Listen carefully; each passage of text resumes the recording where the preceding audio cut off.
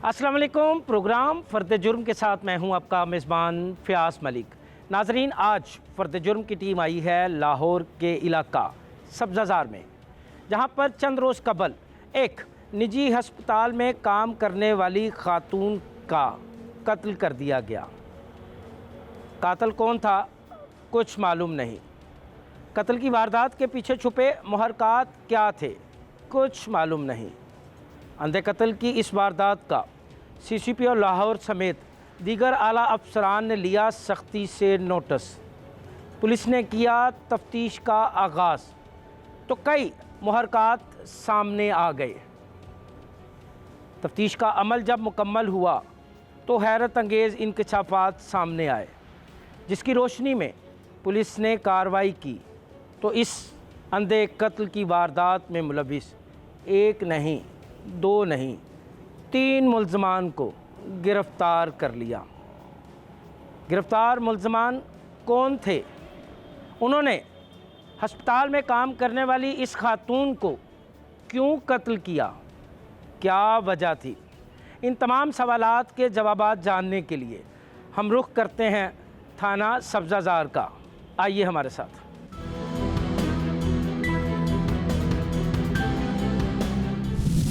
फ़र्द जुर्म की टीम आ गई है थाना सब्ज़ाज़ार में, जहां पर खातून कमल ज़ोहरा को कत्ल करने वाले मुल्ज़मान से की जा रही है मुख्तलिफ़ पहलुओं पर तफ्तीश।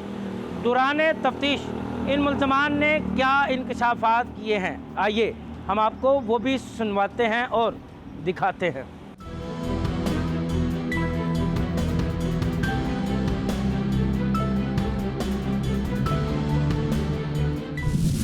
सब्ज़ाज़ार के इलाका 80 फुट रोड पर निजी अस्पताल में काम करने वाली खातून कमल ज़ोहरा का कत्ल कैसे हुआ?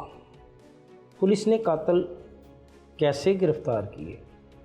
अंधे कत्ल की इस वारदात को ट्रेस करने के लिए पुलिस ने किन पहलुओं पर तफ्तीश की और ये मुल्ज़मान गिरफ़्तार हुए?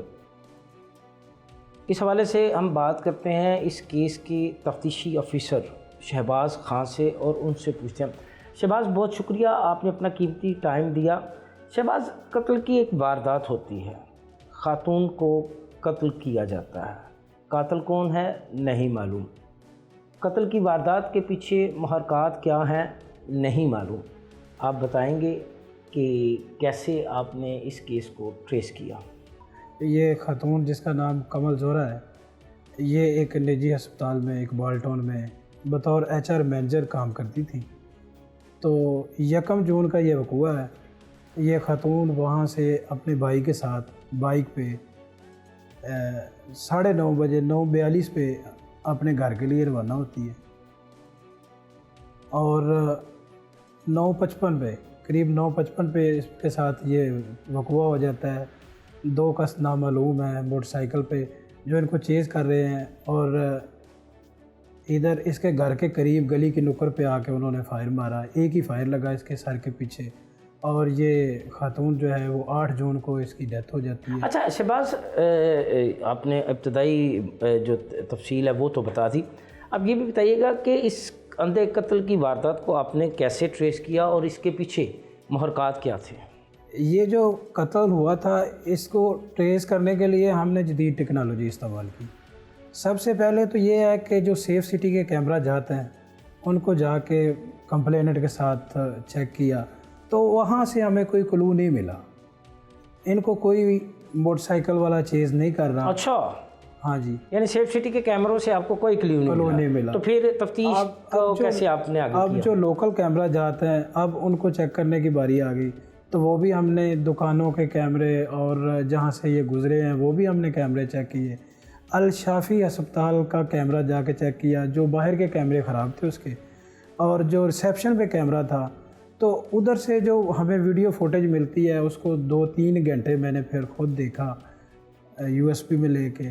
तो एक जो ये इस मुकदमे में मुल्ज़म है मुदस्सर खालिद, ये वहाँ मुझे नज़र आता है। अच्छा, चूँकि पोस्टमार्टम के टाइम मैंने इसको देखा हुआ था तो ये बड़ा परेशानी में है। इसके हाथ ही मुझे सिर्फ नज़र आते हैं उस कैमरे की कवरेज के अंदर। तो ये एक दो दफ़ा कैमरे के सामने से गुज़रता है और इसने मोबाइल फ़ोन सुनते हुए बाहर भी जाता है और फिर हॉस्पिटल के अंदर वापस भी आता है। तो मुझे शक हो गया इस पे। शक हो गया, आपने मैंने फिर तफ्तीश का दायरा कार वसी किया? जी, मैंने इस पे फोकस कर लिया। अब जो मकतूला है, जब वो 9:42 पे हॉस्पिटल से निकलती हैं तो ठीक 2 मिनट पहले ये हॉस्पिटल से बाहर निकलते हैं और उसकी रैकी करते हैं और जो शूटर्स इसने हायर किए हुए थे उनके साथ फ़ोन पे रब्ता अच्छा, मकतूला को उसके सौतेले बेटे ने जो है वो कत्ल करवाया अपने शूटर्स की मदद से? जी बिल्कुल ऐसे ही है सर। अच्छा, फिर ये उनको बताता है कि इस तरह जो रैकी तो इन्होंने पहले भी की हुई थी और ख़ातून को भी दिखाया हुआ था। अच्छा, वजूहात क्या सामने आई? वजूहात जो है ना वो ये है कि डॉक्टर खालिद मलिक साहब जो उसी निजी हॉस्पिटल के अंदर बतौर एडमिन मैनेजर काम करते थे, उनकी दूसरी शादी थी। अच्छा। और ये शादी भी सीक्रेट थी। 6-7 साल के बाद ये ओपन होता है सारा मामला। और अब उसके जो घर वाले हैं, जो पहली बीवी के बच्चे हैं, उनको बड़ा इसकी रंजिश थी। अच्छा, जब आपने मुदस्सर को गिरफ़्तार कर लिया, जी मुदस्सर से आपने तफ्तीश की, जी, तो उसने क्या इंकशाफ किया? उसने ये सारी जो प्लानिंग बनाई 2020 से उसने ये काम स्टार्ट किया कि मैंने अपनी सौतेली वालदा को कत्ल करवाना है। तो शूटर कैसे हायर किए उसने? शूटर्स सर ये 2021-22 में इनके फ्लैट बन रहे थे मुदस्सर खालिद। ये कंस्ट्रक्शन का काम खुद चेक कर रहा था और ये वहाँ चाय वगैरह लेके जाता था। इसके वालिद ने इसकी ड्यूटी लगाई हुई थी कि मिस्त्री मज़दूरों का वो काम आपने देखना है। अच्छा, तो जो शूटर्स है वो प्रोफेशनल शूटर तो है नहीं। अच्छा, हाँ जी, तो वो ऐसा है कि उनके साथ इसकी बात चल जाती है और वो हामी भर लेते हैं। अच्छा, वो जो शूटर हैं वो मिस्त्री मजदूर हैं? जी बिल्कुल ऐसे ही है। इनके साथ बातचीत चल जाती है। इनकी 5 लाख रुपए में वो जो डील होती है। जी, शाहिद इकबाल है उसका नाम, उकाड़ा से। अच्छा, तो उन दो मुल्ज़मान के क्या नाम है? एक का नाम शाहिद इकबाल है और दूसरा जो है वो उसकी कज़न का बेटा है जिसका नाम गुलबाज है। दोनों मुल्ज़म गिरफ्तार? दोनों मुल्ज़म गिरफ्तार हैं और वो शनाख्त परेड पे हैं अभी। बातें सुनिए आपने तफ्तीशी अफसर शहबाज खां की। उनका कहना है कि मकतूला कमल ज़ोहरा को उसके सौतेले बेटे मुदस्सर ने अपने 2 साथियों से कत्ल करवाया था और कत्ल करने वाले कोई माहिर शूटर नहीं थे, कोई प्रोफेशनल शूटर नहीं थे, बल्कि वो आम मिस्त्री मज़दूर का काम करने वाले थे। तीनों मुल्ज़मान गिरफ़्तार हो चुके हैं। यहाँ से हम चलते हैं इन मुल्ज़मान की जानिब और इनसे पूछते हैं इनके इस घनौने जुर्म के बारे में।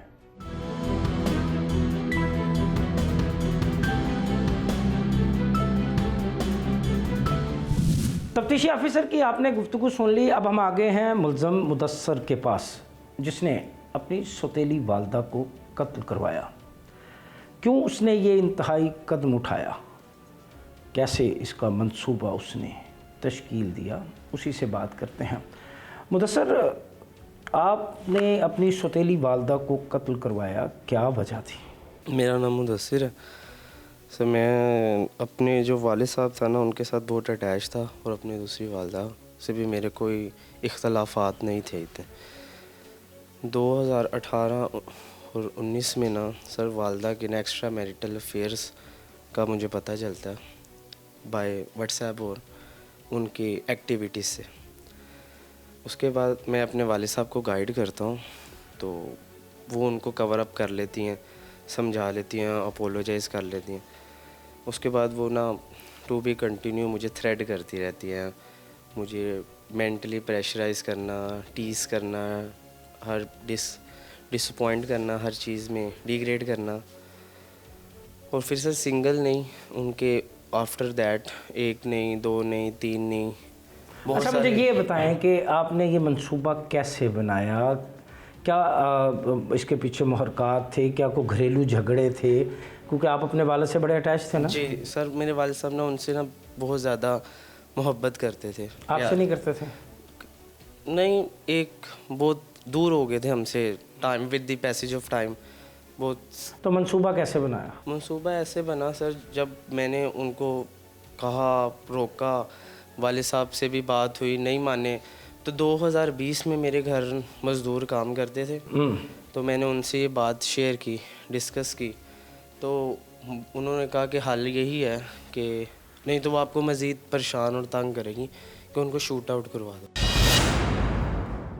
तो उस टाइम पैसे नहीं थे, उन्होंने 3 लाख डिमांड की। तो पैसे कहाँ से? पैसे फिर जोड़े, 2-2.5 साल में 1.5 लाख रुपया हुआ। 2023 में उनके साथ कांटेक्ट किया। तो वो रिकॉर्ड याफ्ता थे, वो पहले भी ऐसे काम करते थे? आई डोंट नो, मैंने उनसे डिस्कस की तो उन्होंने ये तो नहीं बताया। क्या क्वालिफिकेशन आपकी? मैं ग्रेजुएशन कर रहा हूँ। ग्रेजुएशन कर रहे हैं, किस में? मैं लॉ में। लॉ में कर रहे हैं। जी। तो आपको अंदाज़ा नहीं था कि इस जुर्म में आप पकड़े जाओगे तो आपका मुस्तकबिल भी तारीख? बस सर गलती होगी मेंटल प्रेशर में आके। मेंटल प्रेशर में आके अगर तुम जैसे पढ़े लिखे बंदे से गलती हो जाए तो आम बंदे को क्या कहा जाए? सही बात है। फिर वो तुमने उनको पैसे दिए? जी सर, फिर मैंने उनसे मेरी बातचीत होगी, उनको मैंने 1 लाख रुपये एडवांस दिया। उन्होंने कहा कि काम हो जाएगा।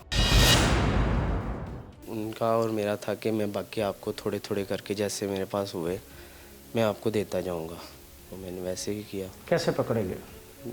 पुलिस को आके सरेंडर आउट कर दिया, मतलब बयान दे दिया सारा। पकड़े गए, कुछ जी। चीज़ें सामने आई? जी जी। फिर मैंने अब क्या ख्याल है? सर शर्मिंदा अपने एक्ट पे, अल्लाह से माफ़ी मांगते हैं कि जो हरकत होगी। सिर्फ शर्मिंदा? माफ़ी के तलबगार है।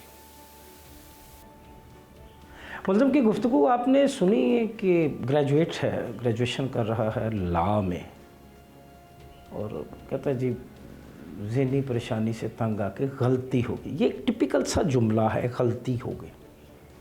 अब इस नौजवान के हाथ हथकड़ियों में जकड़े गए।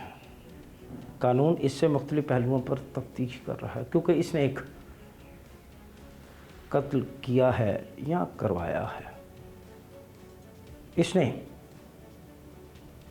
अपने बाप की दूसरी बीवी को कत्ल करवाया है। गिरफ्तार मुलज़म से मुख्तलिफ पहलुओं पर तफ्तीश भी की जा रही है। शर्मिंदगी का वो इजहार कर रहा है, माफ़ी का वो तलबगार है, लेकिन कानून माफ़ नहीं करता। कानून सज़ा देता है जुर्म की।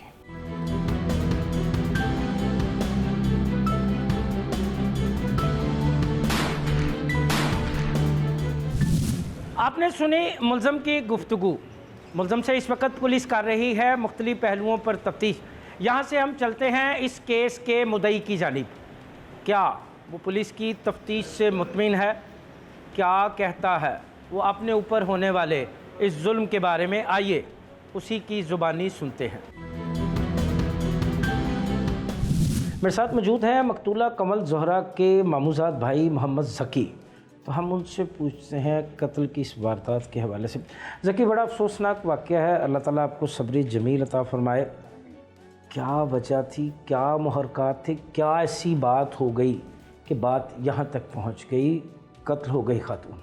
सर इसमें इस तरह था कि शुरू में तो हमें पूरी फैमिली को किसी चीज़ का भी कोई इल्म नहीं था कि क्या हुआ, क्या हो रहा है और किस तरह हो, मतलब ये सारा मसला हुआ है। ये जब हम हॉस्पिटलाइज जब थी, ये सारे मामला दे उस समय तो अपना मतलब तकलीफ़ परेशानी में सब थे, लेकिन जब उस बच्चे की डेथ हो गई उसके बाद फिर हमें ये सारी बातें, उसके फ़ोन से रिकॉर्डिंग से, उसके फ़ोन जब चेक किए गए तो चीज़ें सामने आईं। फिर घर में सारी बातें जब दोबारा इकट्ठे बैठे तो वो बातें सब चलीं, तो उसमें ये पता ये चला था हमें कि अरसा कोई 11 साल पहले जब ये बच्ची अल शाफ़ी में जॉब के लिए जाती है तो खालिद नामी जो एडमिन इंचार्ज है ये इस बच्ची को ट्रैप करना शुरू कर देता है।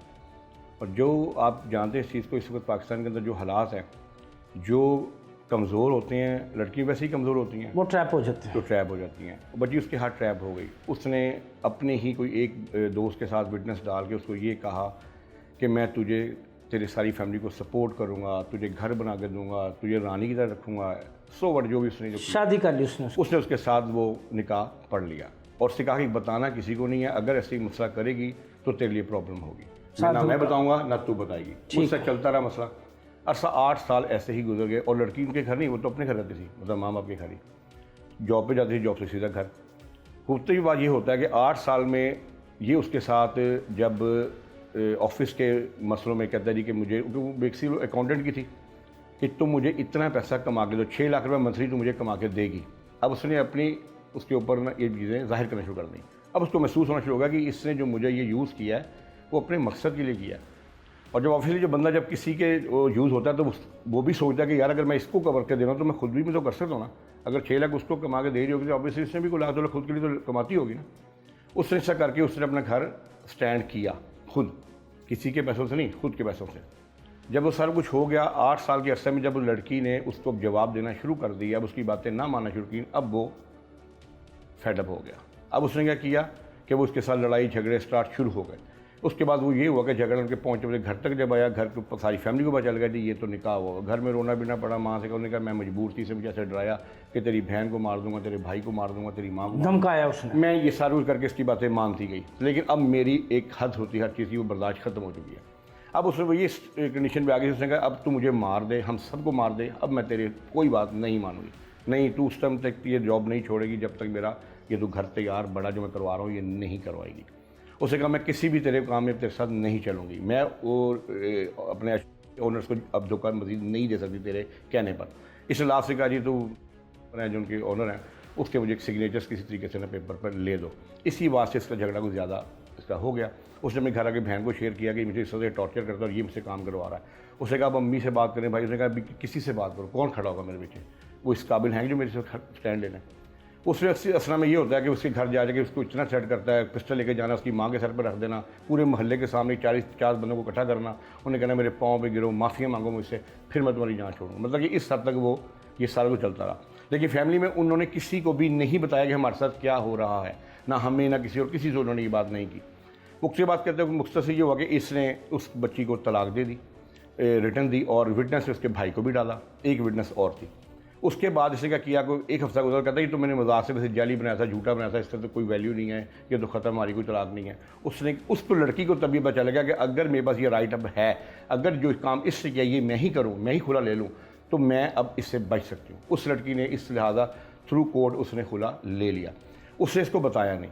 कुछ अर्सा गुजरने के बाद जब इसने बहुत ज़्यादा शुरू किया, उसने इसको हल्का सा टच दिया कि अब मुझे रास्ते सारे आते हैं, अब मैं ये कर सकती हूँ और ये मैं कर दूँगी।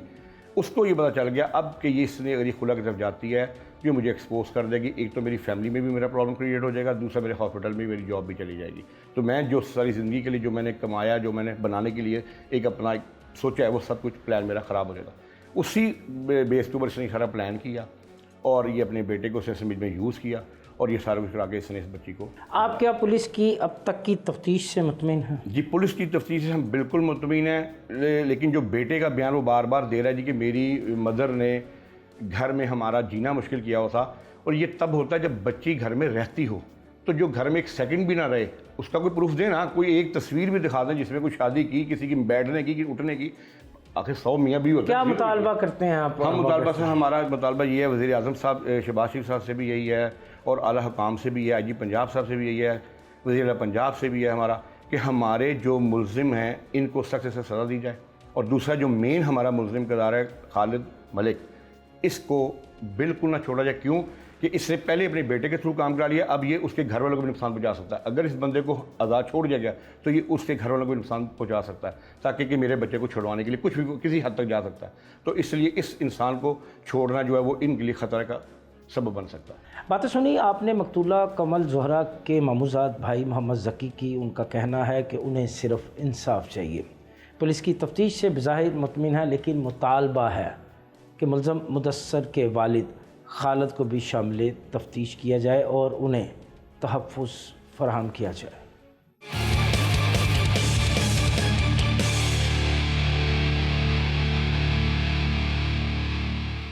खातून कमल ज़ोहरा का कत्ल कैसे हुआ, कौन था कातिल, किन पहलुओं पर पुलिस ने तफ्तीश की, तो ये मुल्ज़मान आए कानून की गिरफ्त में।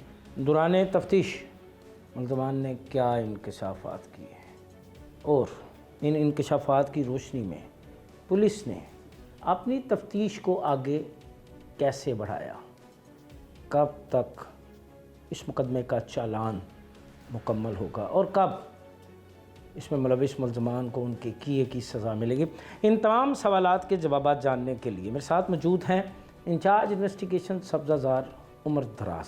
तो हम उनसे पूछें। उमर, बहुत शुक्रिया, आपने अपना कीमती टाइम दिया। उमर, एक अंधे कत्ल की वारदात होती है, कातिल का कुछ पता नहीं, मकतूला भाई के साथ जा रही है और कत्ल हो गई। कैसे अंधे कत्ल की इस वारदात को ट्रेस किया, किन पहलुओं पर तफ्तीश की? 1 जून को जब ये वारदात की हमें बजरिया 15 इतला मिलती है, हम मौका पर जाते हैं।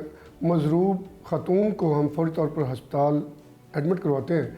उसके भाई से पूछते हैं कि क्या इन लोगों ने वारदात करने की कोशिश की है या इन लोगों ने सिर्फ फायर किया है। तो वो बताता है कि सिर्फ फायर करके फ़रार हो गए। अच्छा। तो हमने 2 पहलुओं पे काम शुरू कर दिया। टारगेट किलिंग क्योंकि ब्लाइंड मर्डर थी और कोई ज़ाती दुश्मनी।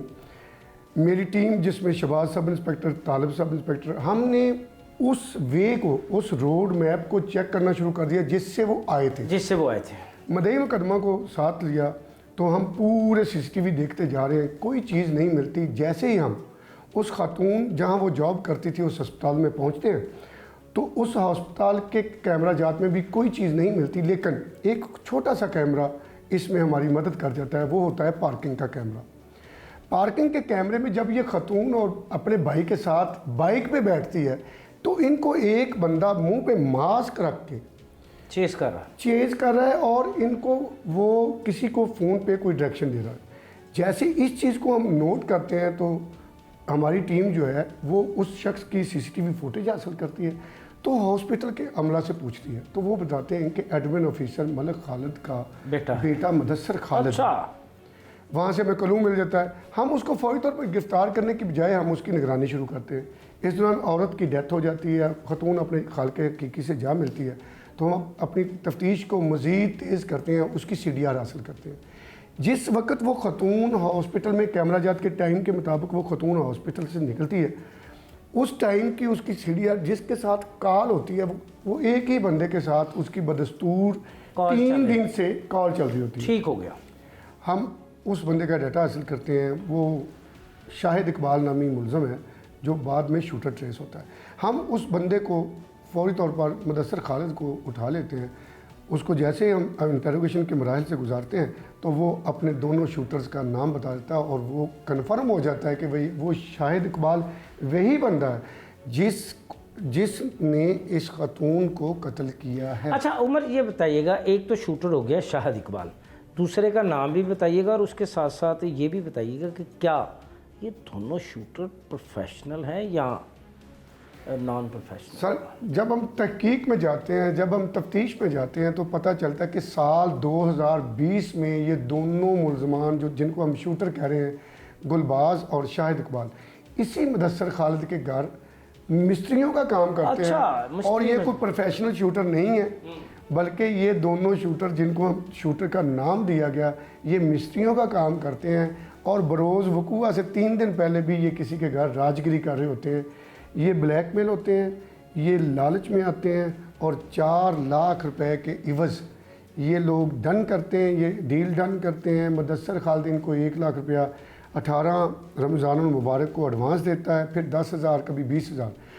मज़े की बात सर आपको बताऊं कि जिस दिन ये कत्ल हुआ है उस दिन सिर्फ 15,000 रुपये उनको दिए गए और जिस लड़के ने, गुलबाज नामी लड़के ने फायर किया है, उसका मामू है शाहिद इकबाल ने उसको 7,500 रुपया दिया। 7,500 रुपये में एक खातून को कत्ल कर दिया सर। यानी उसके कत्ल की कीमत जो है वो 7,500 रुपये सर। अच्छा, फिर जैसे ही हम उन दोनों को ट्रेस आउट करके हमारी टीम जो है वो पकड़ के लाती है, जब हम उनको पूछते हैं तो प्रोफेशनल होते तो वो हमें कोई चीज़ ना बताते।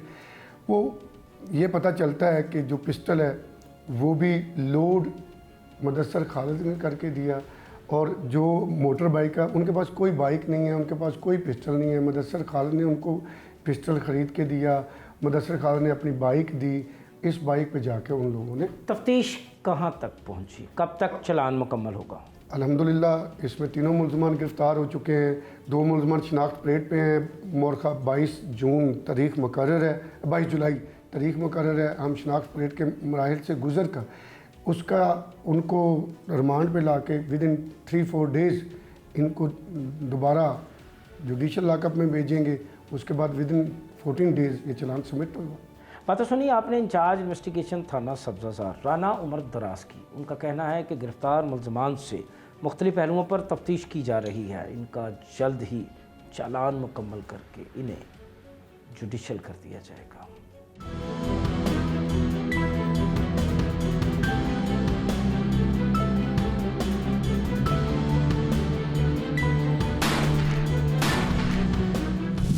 यहाँ से अब हम रुख करते हैं SP investigation Iqbal town division doctor Akila Niaz Naqvi की जानिब और उनसे पूछेंगे अंधे कत्ल की इस वारदात की तफ्तीश के हवाले से।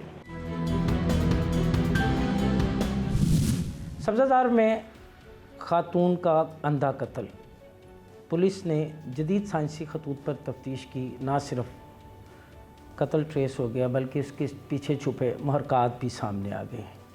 मुल्ज़म कोई और नहीं, मकतूला का सौतेला बेटा था। पुलिस ने किन पहलुओं पर तफ्तीश की और मुआशरे में ऐसे वाक़यात एक तसलसल से हो रहे हैं, रिश्तों के हाथों रिश्तों का तकद्दुस पमाल हो रहा है। इन तमाम सवालात पर हम बात करेंगे SP investigation Iqbal town doctor Akila Niaz Naqvi से। मैडम बहुत शुक्रिया, आपने अपना कीमती टाइम दिया। मैडम पहले तो इस केस के बारे में बताइएगा जिसमें एक खातून जो है वो कत्ल हो जाती है, कातिल भी नामालूम है, मकतूल की कत्ल के पीछे महरक़ात क्या हैं वो भी नामालूम है।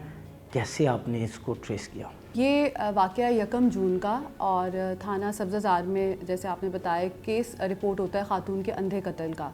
खातून का नाम कमल ज़हरा है और वो बतौर नर्स काम कर रही हैं एक प्राइवेट हॉस्पिटल में, और हस्पताल से घर वापसी जाते वक्त अपने भाई के साथ वो बाइक पर थी। वहाँ 2 बंदे उनकी ताक में थे जिन्होंने फ़ायर मारा। फ़ायर खातून की गर्दन के पीछे लगा। उसके बाद फ़ौरी तौर पर उनको हस्पताल लेकर जाया गया, उसी हस्पताल में लेकर जाया गया जहाँ वो काम करती हैं। और वहाँ वो 1 हफ़्ता वेंट पर रहीं और 1 हफ़्ता ज़िंदगी मौत की कशमकश में रहने के बाद उनका इंतकाल हो गया।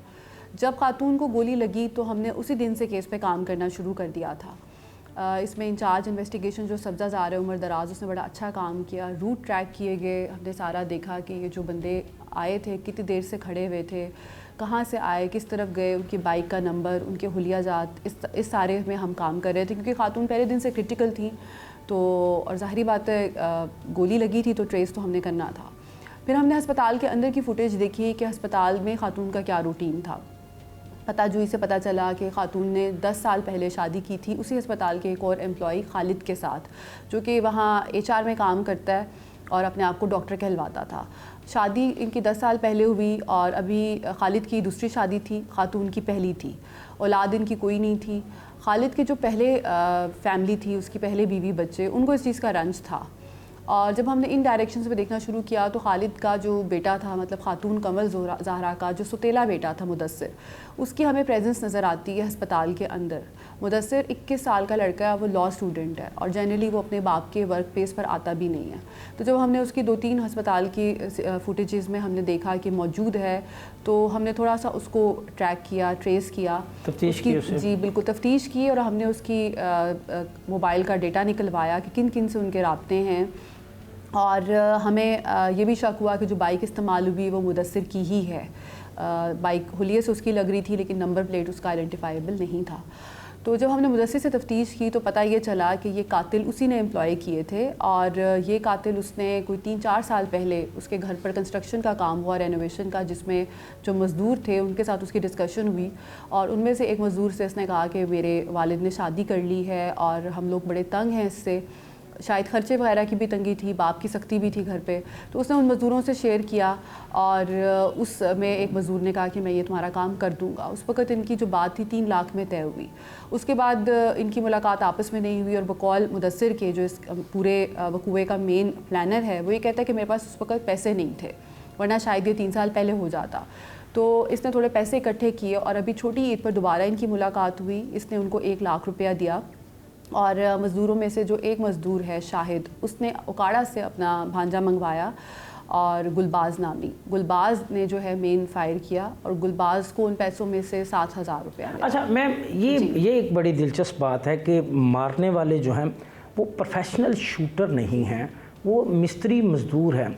क्या समझती हैं बहैसियत पुलिस ऑफिसर मुआशरा किस तरफ जा रहा है? चंद 7,500 रुपये के एवज़ एक खातून का कत्ल। ये एक बहुत ही एक अलार्मिंग बात है हम सब के लिए, एज़ एन ऑफिसर भी और एज़ अ सिटीज़न भी। बहुत ही अलार्मिंग बात है कि हमारी, अब वो बच्चा भी आप देखें लॉ का स्टूडेंट है, तो वो 3 साल से प्लान कर रहा है कि कोई चीज़ उसके इस इरादे को बदल नहीं सकी। वो उस चीज़ पर एडमेंट था कि मैंने मरवाना ही मरवाना है। बंदे उसने हायर किए, उन्होंने भी उन पैसों की खातिर ये नहीं देखा कि सही है गलत है, और 3-4 दिन वो इसकी रेकी करते रहे। 3-4 दिन आप ये कहें कि हौसला जमा करते रहे हैं, उनको हौसला नहीं पड़ा पहले दिन मारने का, 3-4 दिन ऑब्ज़र्व करते रहे। तो ये बड़ी एक अलार्मिंग चीज़ है। इसमें सोशल मीडिया का भी रोल है, मीडिया का अदरवाइज़ भी रोल है, और यही चीज़ है कि माँ बाप को चेक एंड बैलेंस ज़रूर रखना चाहिए। डॉक्टर अकीला नियाज़ नकवी एक प्रोफेशनल पुलिस ऑफिसर हैं, आपने मुतअद्दिद अज़ला में ड्यूटी के फ़राइज़ सर अंजाम दिए हैं। ऐसे कई वाक़यात भी आपने देखे होंगे, कहीं बेटा बाप को कत्ल कर रहा है तो कहीं बाप बेटे को, कहीं बेटे के हाथों माँ मारी जा रही है तो कहीं बहन के हाथों भाई।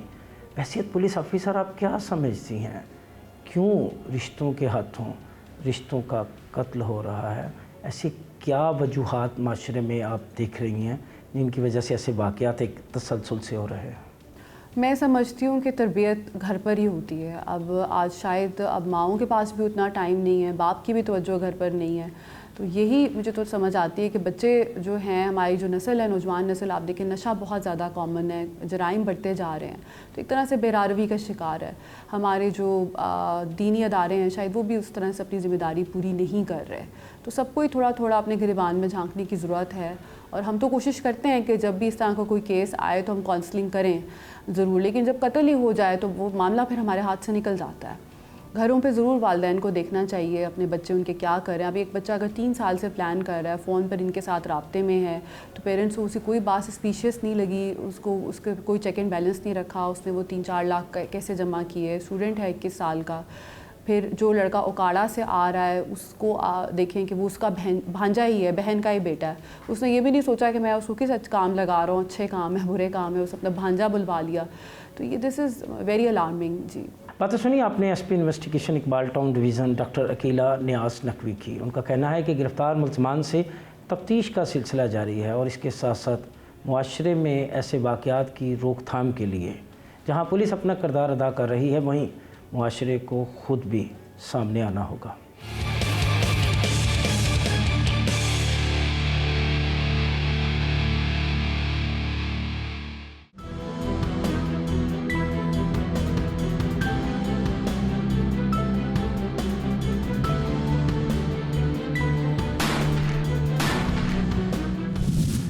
आपने देखी जुर्म की ये दास्तान।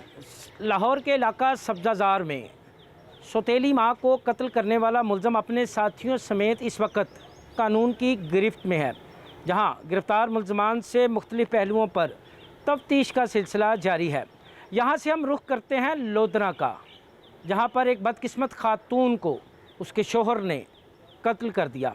आइए इस हवाले से देखते हैं आफ्ताब भुट्टा की ये रिपोर्ट। दुनियापुर के नवाही इलाका थाना जल्ला अराइया की रिहायशी रुकैया उर्फ रुखसाना बीबी की शादी 2 साल कबल अपने चजाजाद असगर बलोच के साथ हुई। शादी के कुछ ही अरसे बाद दोनों में लड़ाई झगड़े शुरू हो गए। रुखसाना बीबी के शोहर असगर बलोच को उसके किरदार पर शक था, जिसकी वजह से गुज़िश्ता रोज रुकैया बीबी शोहर से नाराज होकर अपनी बहन के घर मुजफ्फरगढ़ चली गई। कुछ अरसाल कबल बुजुर्गों ने मियाँ बीवी के दरमियान सुलह करवा दी और रुकैया बीबी अपने शोहर के घर वापस आ गई। गुज़िश्ता रोज रुकैया के शोहर ने सुबह सवेरे शोर मचा दिया कि रुकैया किसी के साथ घर से भाग गई। रिश्तेदारों ने इर्द गिर्द तलाश किया तो उसकी लाश घर से मुल्हिका गटर में पड़ी थी। रुकैया के वालिद का कहना था कि इसके शोहर ने गले में दुपट्टा डालकर मार डाला है।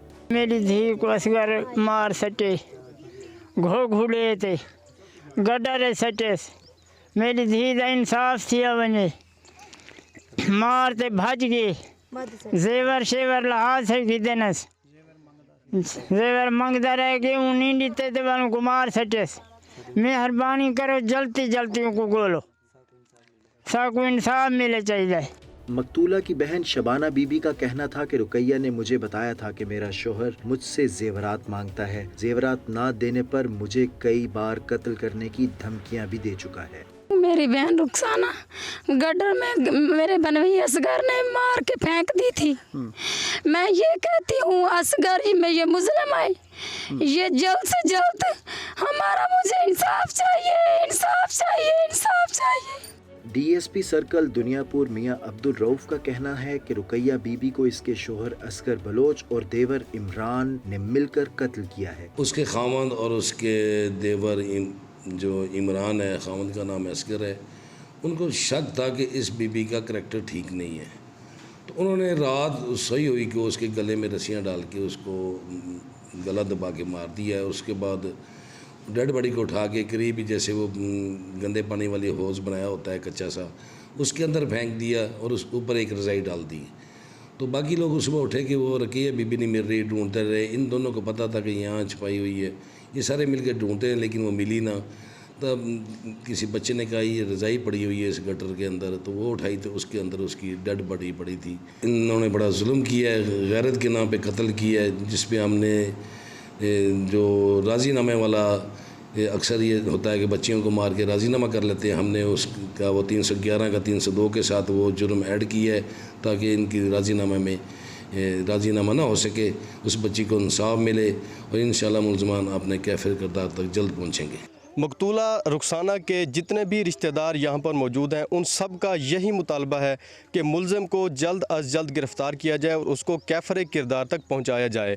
कैमरामैन भुरल के साथ प्रोग्राम फ़र्द जुर्म के लिए आफ्ताब भुट्टा, GNN लोधरा। लोधरा के बाद अब रुख करते हैं सादक आबाद का, जहां पर हनी ट्रैप एक और घर उजाड़ गया। सस्ती गाड़ी का झांसा रावलपिंडी के टैक्सी ड्राइवर की जान ले गया। पुलिस ने इस वारदात में मुलविस मुल्ज़मान को कैसे उनके मंतकी अंजाम तक पहुंचाया, इस हवाले से देखते हैं मोहम्मद यूनस की ये रिपोर्ट। कच्चा के ऑपरेशन के बावजूद अगवा बराए तावान की वारदातों का सिलसिला थम न सका। कभी सस्ती गाड़ी का लालच तो कभी लड़की की खूबसूरत आवाज का फरेब। सादिकाबाद और सिंध के कच्चा के डाकुओं का खतरनाक खेल इंसानी जानों को निगलने लगा। कच्चा में अगवा बराए तावान की वारदातों में कमी न आई, जिसकी ताज़ा मिसाल रावलपिंडी के टैक्सी ड्राइवर अरशद की है, जो 26 जून को सस्ती गाड़ी के झांसे में आकर कच्चा के डाकुओं के जाल में फंस गया और तावान की अदम अदायगी पर मौत की वादियों में पहुंच गया। अरशद की बहन का कहना है अचानक इसका मोबाइल बंद हो गया और कुछ देर बाद तावान की कॉल आ गई। मैं भाई की जिंदगी की भीख मांगती रही, रोती रही, लेकिन इनको रहम ना आया। हम गरीब लोग अपनी मदद आपके तहत ही खुद सादकाबाद चले गए, वहाँ पे पहुँचे, थाने में भी गए, सब कुछ किया, लेकिन किसी ने कोई सुनवाई नहीं की। और ईद के दिन हमें खबर सुबह 11 बजे मिलती है कि आपको एक नामालूम शख्स की लाश रहीम यार खान से मिली है और वहाँ पे एक पर्ची के ऊपर नंबर लिखा गया। हमें अपने भाई की तस्वीर भेजेगी। IG पंजाब, RPO पंजाब, वज़ीर आला मोहसिन नकवी साहब और chief army air army staff से दरख्वास्त है मेरे भाई के कातिलों को पकड़ा जाए, मेरे भाई के कातिलों को कैफरे किरदार तक पहुँचाया जाए। उसका क्या कसूर था? वो अपने बच्चों के रोजगार के लिए वहाँ गया था। DPO रहीम यार खान रिजवान उमर गोंदल का कहना है कि हनी ट्रैप से बचने के लिए आगाही मुहिम जारी है। कत्ल होने वाले अरशद की लाश 29 जून को माछी के थाना की हदूद से मिली। पंजाब पुलिस सिंध पुलिस से राब्ते में है और इस वारदात में मुलव्वस डाकुओं की गैंग की तलाश में मसरूफ अमल है। ये लड़का 26 तारीख को सुबह पहुँचता है उबाड़ो गोटकी में एक एरिया है, वहाँ से अपनी फैमिली के साथ रब्ता करता है, ऑडियो मैसेज भी करता है और तस्वीरें भी भेजता है और उनको अपनी लोकेशन भी बताता है कि ही हैज़ रीच्ड उबाड़ो। और ये बेसिकली यहाँ पे आया था सस्ते दामों एक सुजुकी मैरान ख़रीदने के लिए और ये भी साथ उनको बताता है कि वो पार्टी जिसके साथ डील होने जा रही है वो उसको पिक करने आ रहे हैं। ये जो फुटेज में मोटरसाइकिल पे लड़के नज़र आ रहे हैं ये भी एक पेट्रोल पंप है जो डिस्ट्रिक्ट घोटकी के अंदर वाक़ है और वहाँ की ये फुटेज है। उसके बाद 26 की ही रात को उसकी फैमिली को रैंसम की कॉल चली जाती है। उसकी फैमिली मेम्बर्स जो हैं वो दे गो डायरेक्टली टू घोटकी उबाड़ो और वहाँ पे वो SHO साहब से मिलते हैं, मुतलका घोटकी के जो हैं, और DSP साहब से मिलते हैं और उनको इस वक़्त के बाबत रिपोर्ट करते हैं। सिंध पुलिस जो है उनके साथ तलाश शुरू कर देती है और कैमरास को भी चेक करती है। उसके बाद 2 दिन के बाद हमें डेड बॉडी मिलती है on the boundary of Sindh and Punjab और जब हम उसको शनाख्त के लिए करते हैं तो हमें पता चलता है कि ये वो नौजवान है जो कि किडनैप हो गया था गोटकी के एरिए से और ये उसकी डेड बॉडी है। उसके बाद फ़ौरन हमने एफआईआर रजिस्टर की, पोस्टमार्टम करवाया है और पुलिस जो है इन्वेस्टिगेशन को हर एंगल से इसको कर रही है। घोटकी पुलिस के तर्जुमान का कहना है कि अरशद महमूद मुगल को फ़ोन करके मेहरान कार सस्ते दाम पर देने का झांसा देकर माछी के बुलाने वाला मुलजिम डाकू मौला बख्श सेलीरो पुलिस मुकाबले में मारा गया है। प्रोग्राम फर्द जुर्म के लिए कैमरामैन फारूक अहमद के साथ मोहम्मद यूनस विकी, GNN सादिकाबाद। आपने देखी लाहौर, लोधरा और सादिकाबाद में होने वाले जुर्म की ये दास्तानें। यहाँ प्रोग्राम फर्द जुर्म का वक्त ख़त्म हुआ चाहता है। अगले हफ्ते जुर्म की नई कहानियों के साथ दोबारा आपकी खिदमत में हाजिर होंगे। तब तक के लिए मुझे और मेरी टीम को इजाज़त दीजिए। अल्लाह हाफिज़।